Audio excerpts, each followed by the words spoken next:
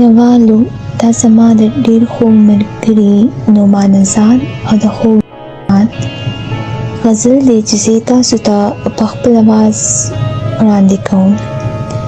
غزل: د غم په تورو اوږدو شپو دې پابندي نه لګي، او میخانه کې په پیالو دې پابندي نه لګي، چې مې د خوږ زړګي علاج راوړي له ځانه سره، د هغه ښکلي په راتلو دې پابندي نه لګي.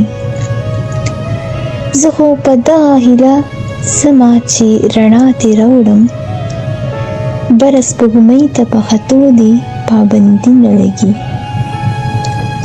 بیا دې د تور نظام دامونه په بل ځای خواره شي، زموږ د کلي په کوڅو دې پابندي نه لګي.